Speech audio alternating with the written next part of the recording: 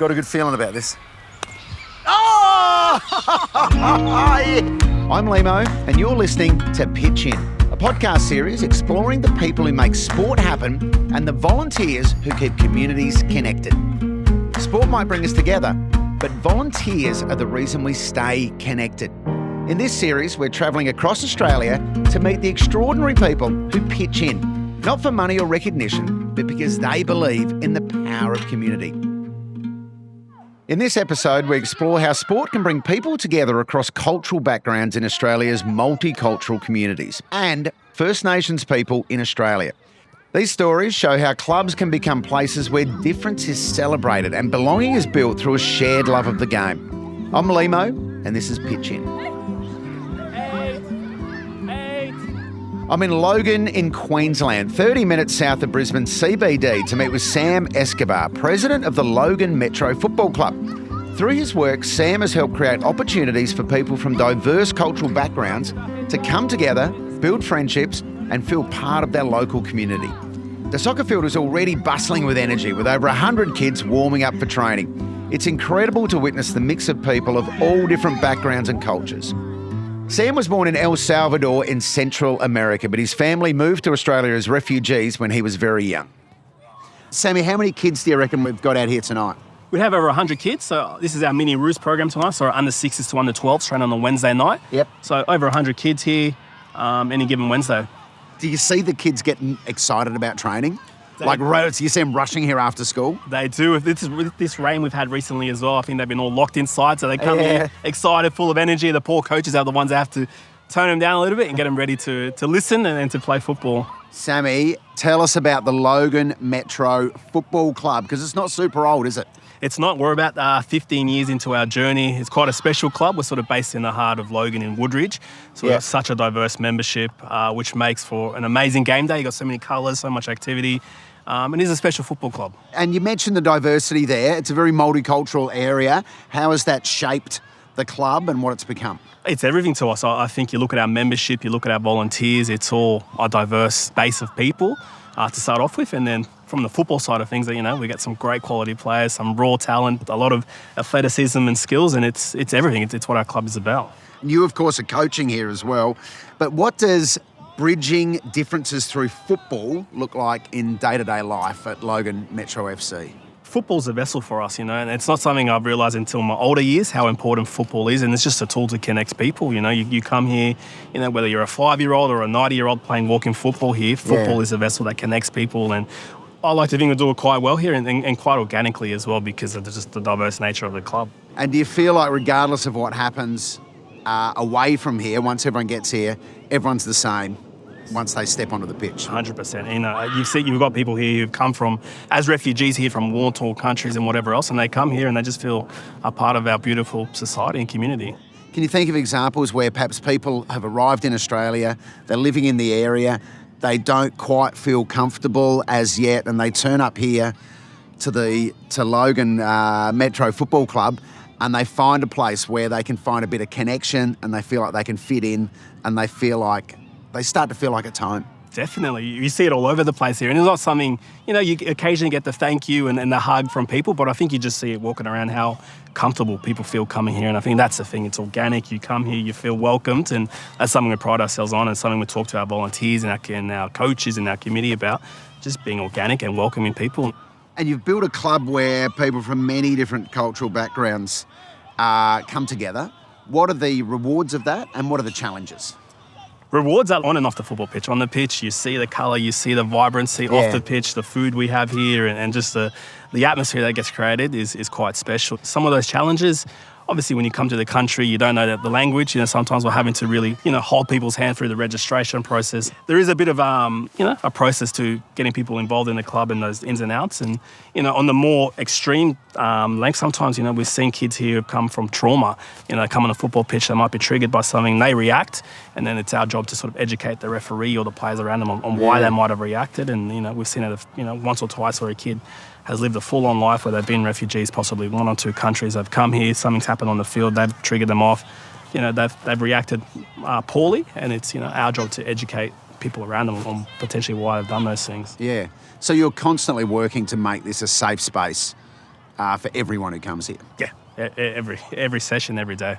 I imagine you've got a lot of people walking away from here, talking to other people in our community, saying, hey, get down to the football club.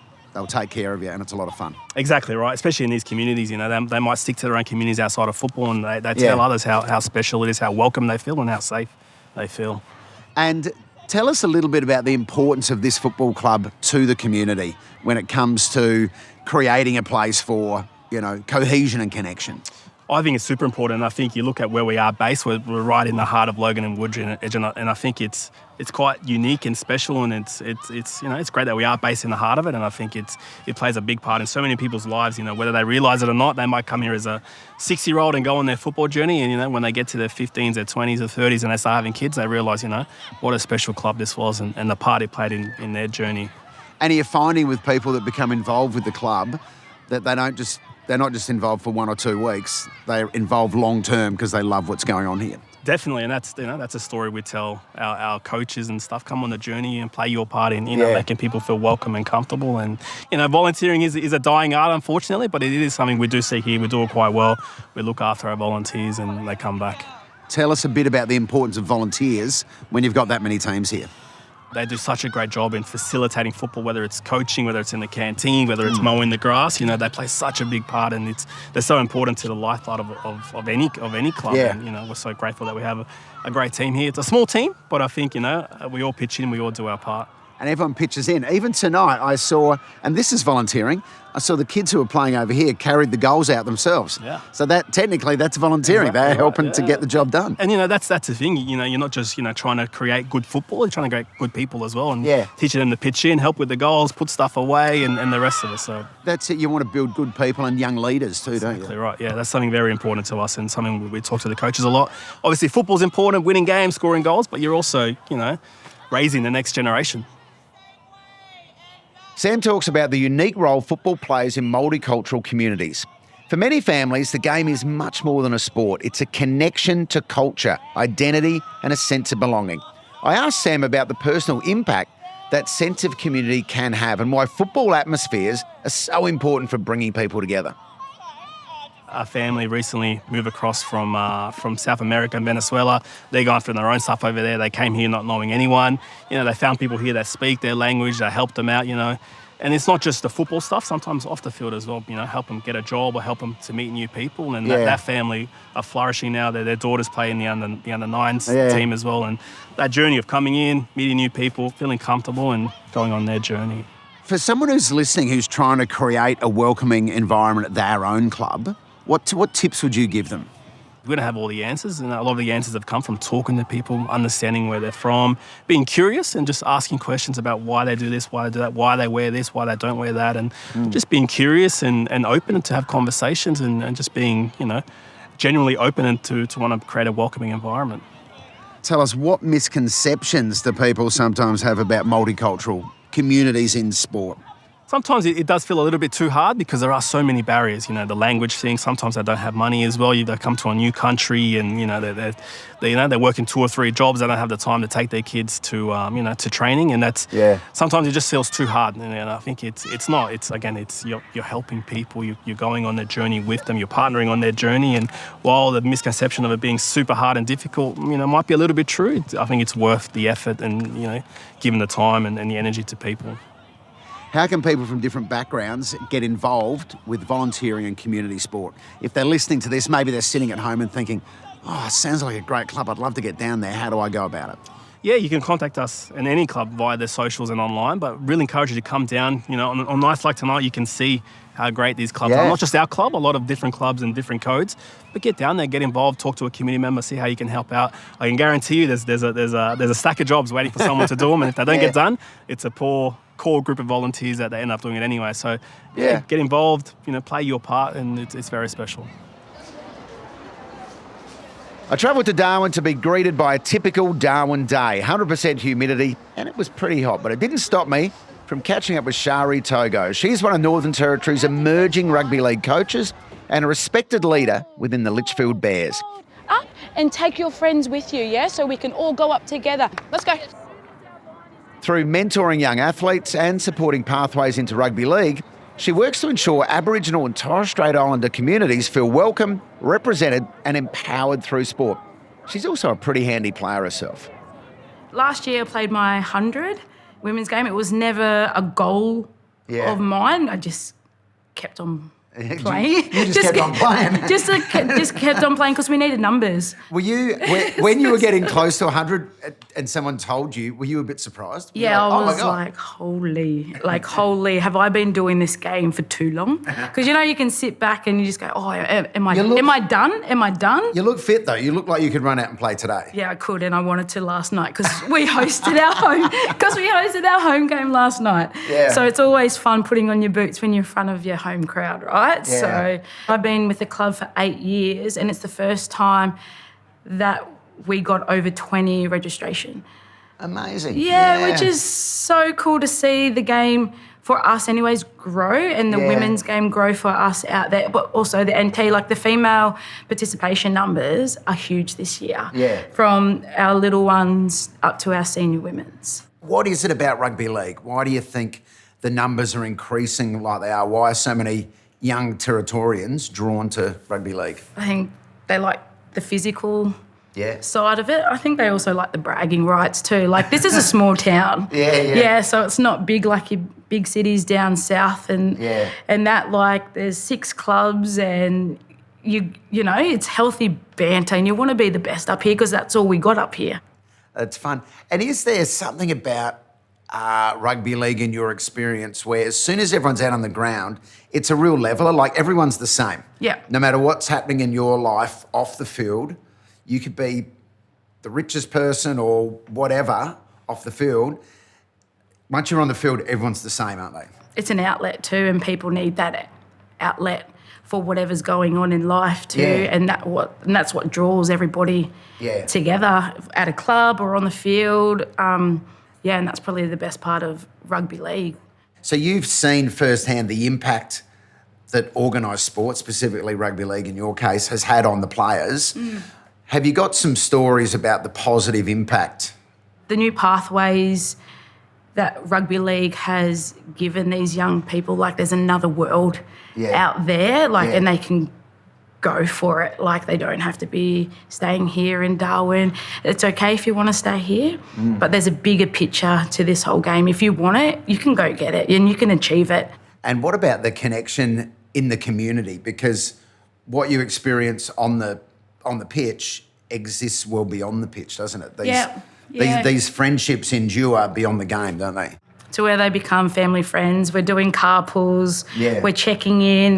Doesn't matter if you're different age levels or anything, boys or girls team, we're all in together because that's what it's about. It's about caring for your players that are coming through, the young people. You want to take care of those, and it takes a village.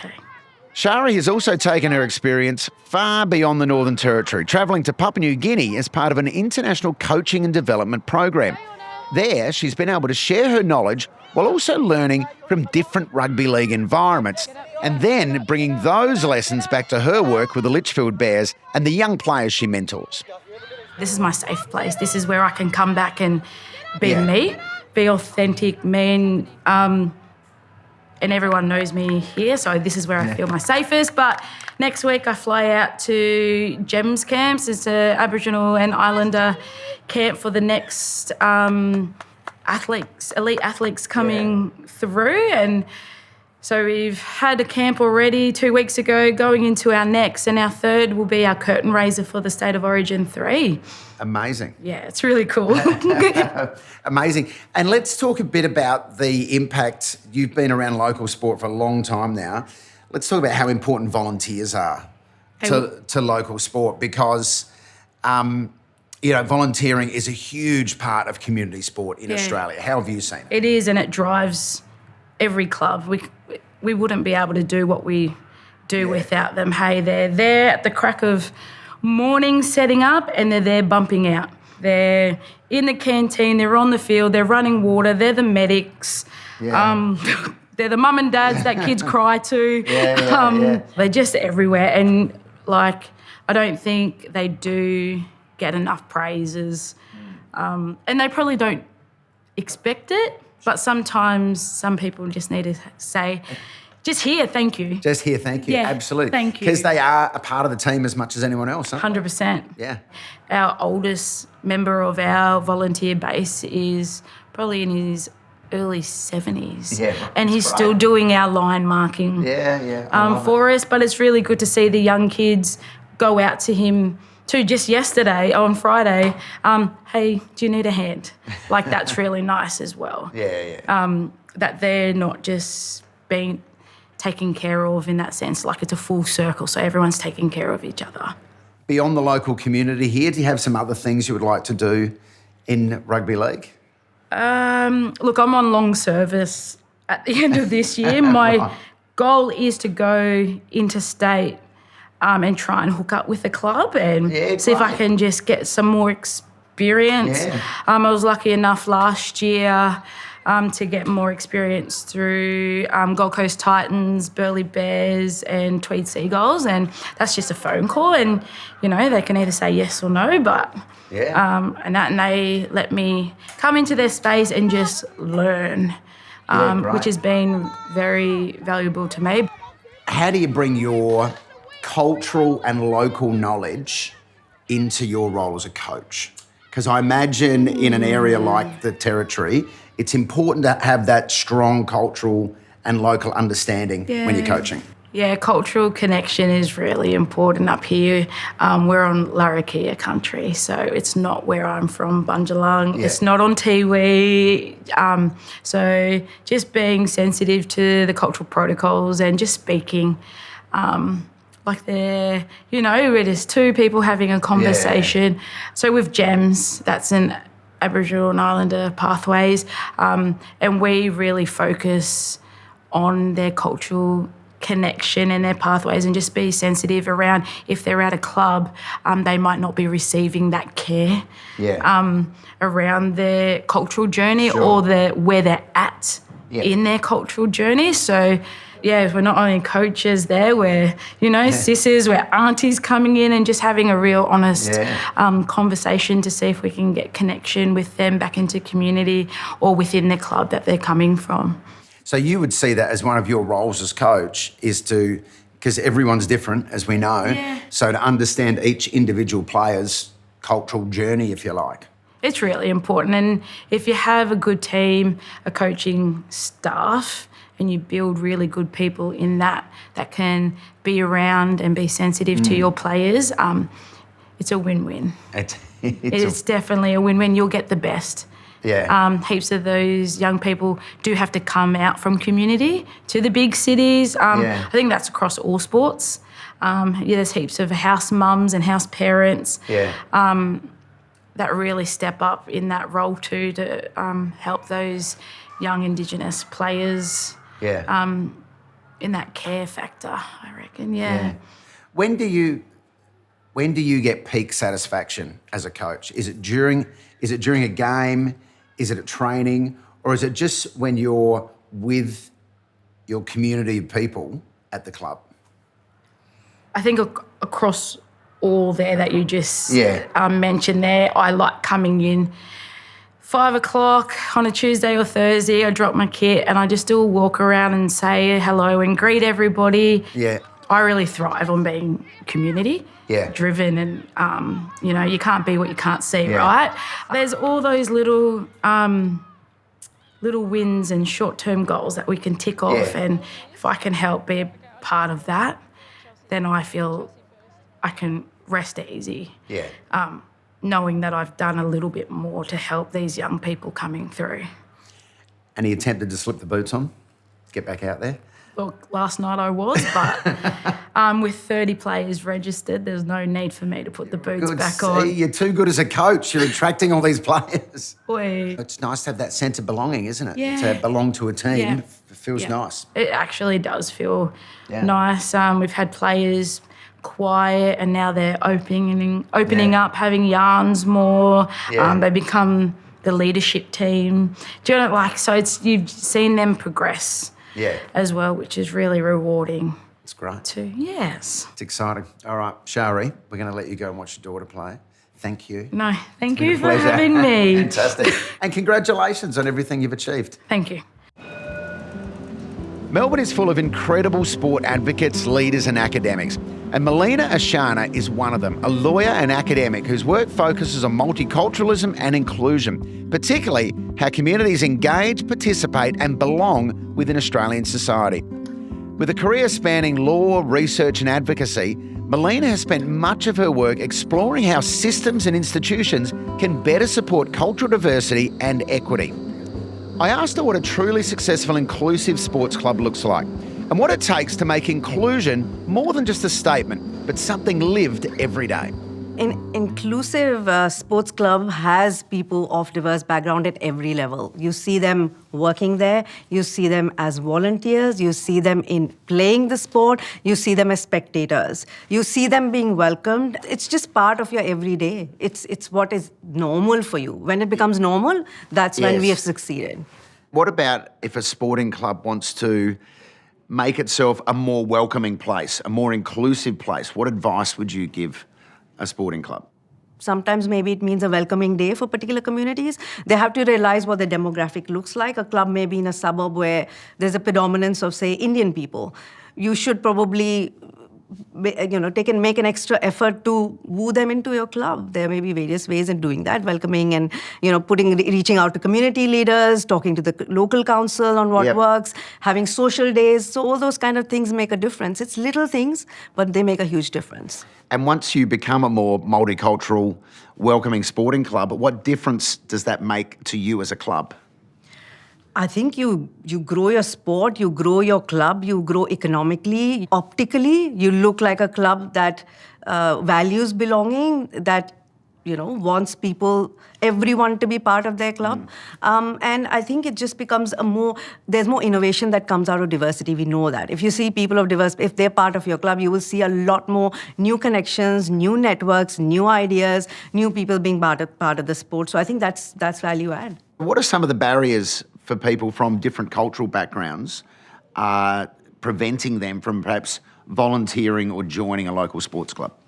I think some of the barriers, maybe their own cultural, socio-economic barriers as well. There's new migrants. They find it really expensive to be part of the sporting world. So that's one thing. Culturally, some communities may be more conservative, or sport may not be on the top of their agenda. They may, for example, for their kids, academics is what they will focus on. They won't probably want their kids to be wasting time playing sport without understanding that sport actually helps you with all of that. So that is a cultural thing. And then you have, other social barriers.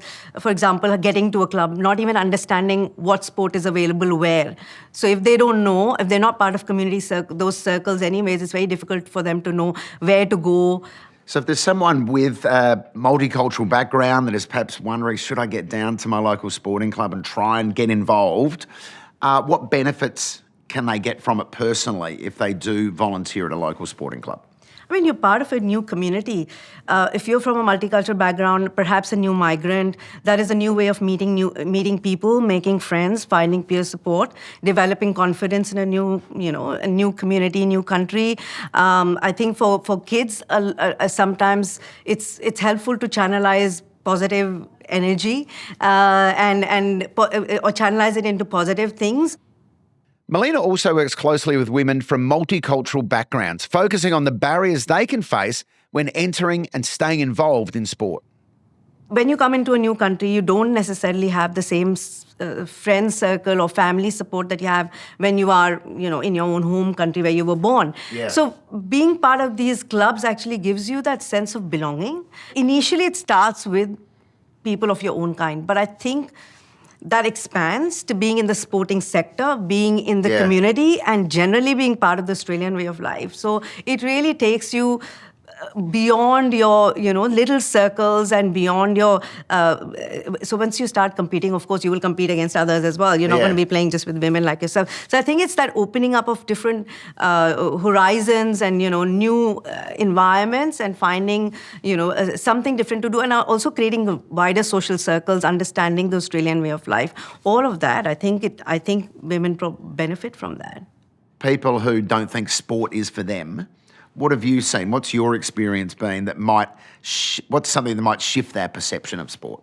I think I can give my own example for that because I didn't play any sport when I was growing up. I was always focused on academics. I come from a family of lawyers and judges. I became a lawyer. I am a lawyer. Yes. So when I came to Australia, I started running, became part of a running group, just saw the passion of people, just doing little things like that. And I had never run more than 3 kilometers in my life. And now I've run multiple half marathons. And that was because I was inspired by the people I was running with. So, and then also, doing community work, seeing the benefit that sport brings, the level playing field that it creates, how it brings people together and find the common ground, I got more and more involved. And now I serve on boards of sporting organizations and chair them as well. Who would have thought? Even my parents are surprised now that I've actually done that.